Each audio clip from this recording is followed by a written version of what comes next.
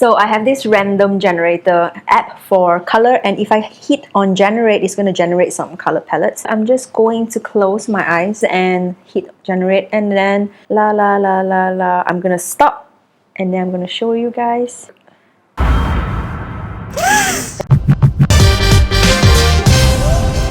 So welcome to the Random Color Palette Portrait Challenge Procreate Madness. So recently I've shared a new color tutorial as a sequel to some of the older ones that I've already shared previously.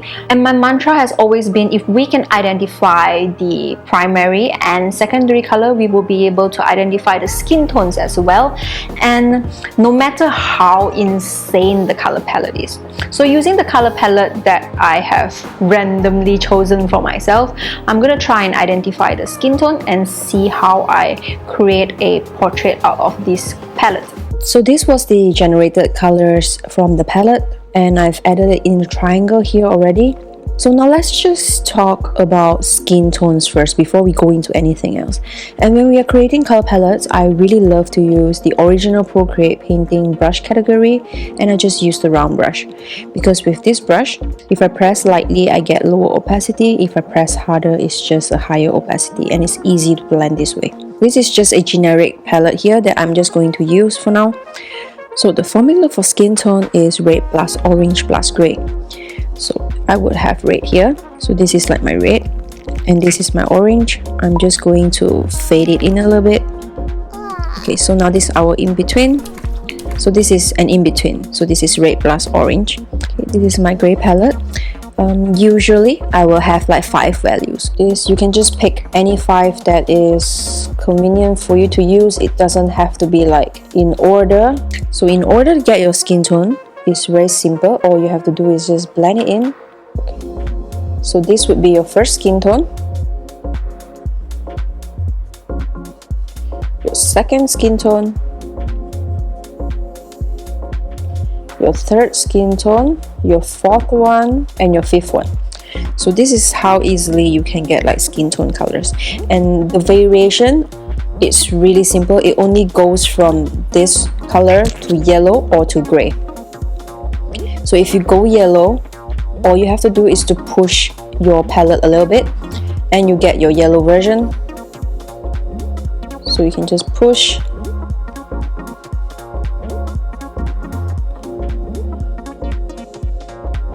There, this will be your yellow version, because sometimes in different parts of the face it goes more yellow, and the other parts of the face it goes more blue. So when it goes more blue, you don't actually add blue to it, you add the gray again.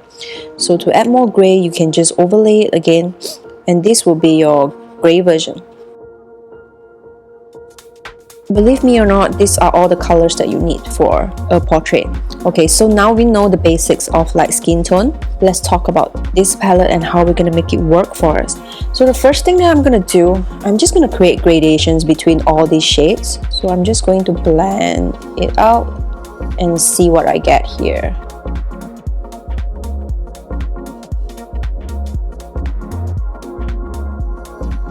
This is my color palette that has been graduated already, from purple to green and to red.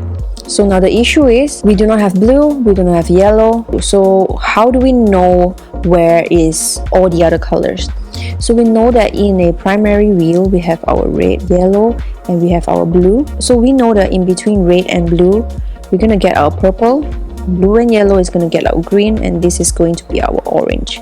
This also means that in between of orange and purple we get our red, in between of purple and green we get our blue. We just have to fill in the blanks here. Same thing here. So in between purple and green is going to be our blue. So somewhere here is going to be yellow, somewhere here is going to be orange. In between purple and red, because this is supposed to be closer together, so here we're going to get a variation of pinks. So this way we know that we are going to just look here and see like where's our blue. I think this is the most blue of them all. Seems a little bit green already, and I think this is going to be a yellow. This is probably going to be our orange because it's a bit closer here, and this is going to be our pink. It's just like that. It's simple. There we go. All the colors that we need is right here. So when we paint a painting, if we want blue, we just pick this blue. If we want green, we pick this green. If we want like pink, we pick this pink. everything is already substituted for us and ready for us to pick colors from and paint. Now the problem I have with this palette is that portraits require a lot of strong red for the lips, for the ears, for the blood, but there is no vibrant red and there is no vibrant pink. So I can't use pink, I can't use this red. It's like super neutral. This is like super gray red.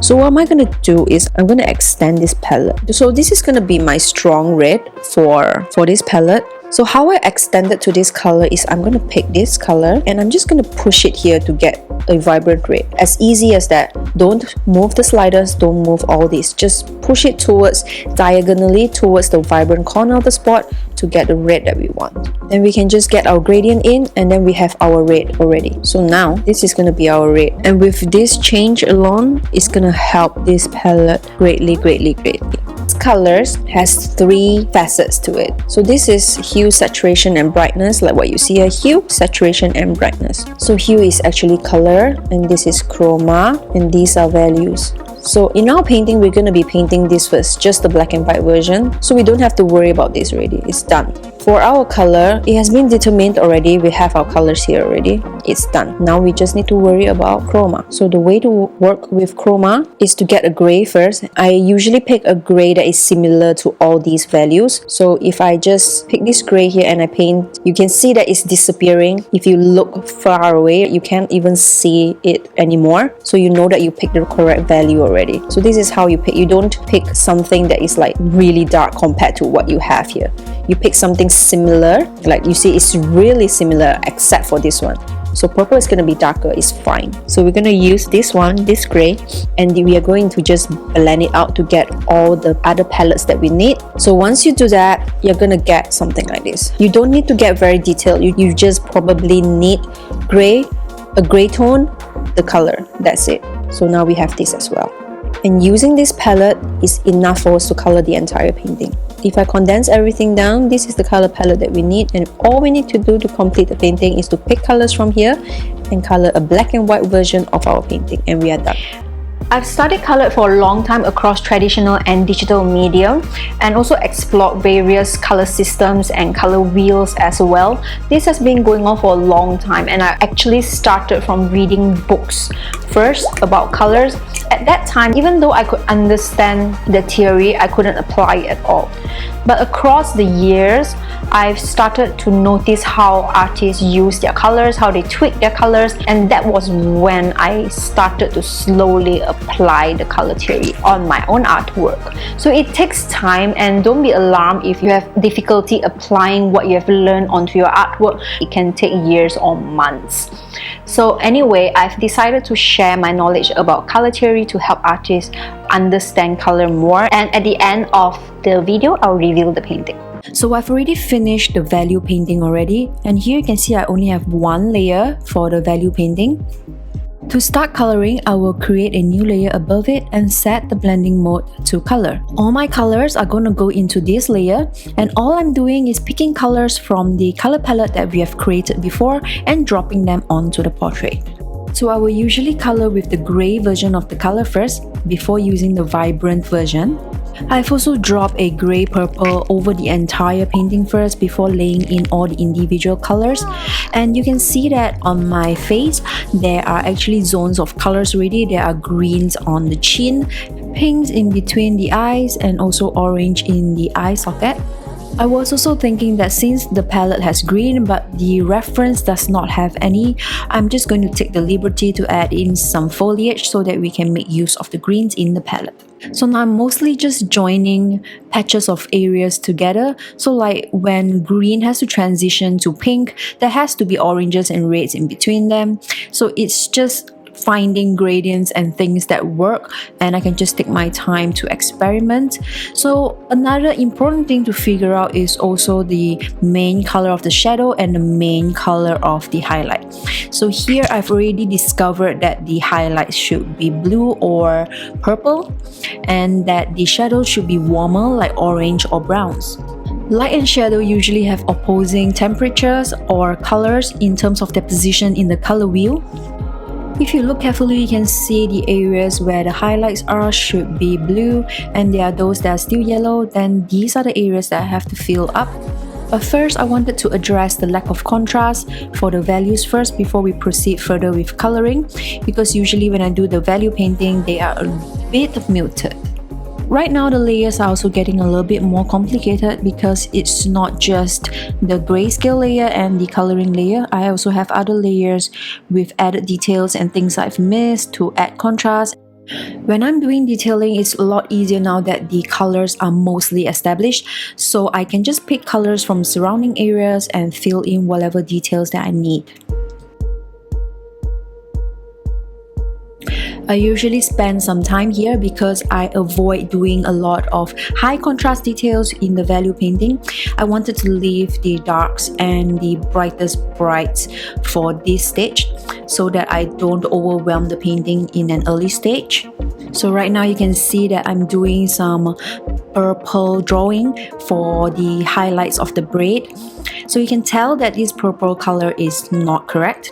So I have this habit of doing this, like establishing the shape of what I wanted to do first, and then once the shape of the colors that I have is done, I would go to the hue, saturation and brightness tool to change the color and find the color that is correct. I can also use the selection tool to change certain parts to be darker or have more grays in there.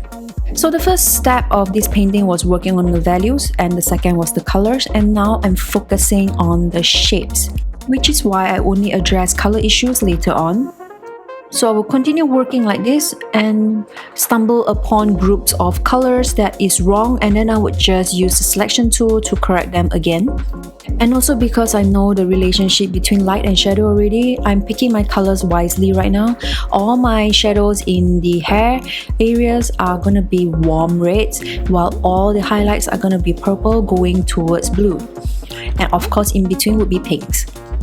So I hope that by now, if you use the hue, saturation and brightness tool, you are able to adjust the colors yourself. You're just gonna adjust it to follow the color palette again and not go out of the palette. Because I'm in my final stage, I'm working on everything at the same time, on the colors, on the shapes, on the details, on the values. I'm just looking for mistakes to correct. Like for instance, right here, between the eyes, the patch is a lot darker than I would like it to be. So I'm just going to create a layer and put it on screen so that this would be brighter for that area. The brushes that I'm using for this project is from the Noise brush pack. So this gives the soft, noisy effects that you see here in the textures. The textures that you see here are coming from the Fat Medium and the Fat Nebula brush, while the detail brushes I usually use Noisy Sketch and Smudge or the Natural Sketch and Smudge. Then for cutting in and erasing, I usually use Nicole Roll. These are the brushes that I use to paint usually, but once I'm close to completion, I would switch to stylistic brushes. Like for now, I'm gonna switch to the Crosshatch smudge brush to put in some lines in the hair. I'm still trying to get a hang of painting an impression of things instead of painting the thing itself. And I'm just trying to finish the hair because I've changed the location of the highlights, so all the relationships between light and shadow for the top part of the hair also changes, and I just have to redo some of the things that I've missed before. Just trying to maintain the cold purple highlights versus the red burning shadows. Okay, I'm pretty much done. I'm just going to finish up detailing the eyes, so I'm just putting in the lashes for now and trying to get the directions correct without overwhelming the piece with black sharp lines. But I'm mostly done and I don't want to go into additional details already. This is supposed to be just a simple exercise. And ta-da! This is the finished painting. I think it's very pleasing considering the color palette that was given to me, and I think I did a great job with this painting. I'm really pleased with it. It's definitely better than the random brush challenge that I did recently. So if you haven't watched that already, go and check that out. That is a fun watch as well. So this is supposed to be like my part 4 in the color series, and I'll be sharing more and more tutorials regarding color. And let me know if you're interested in learning more about colors in the comments down below, and I'll see you next time. Remember to like and subscribe. Bye.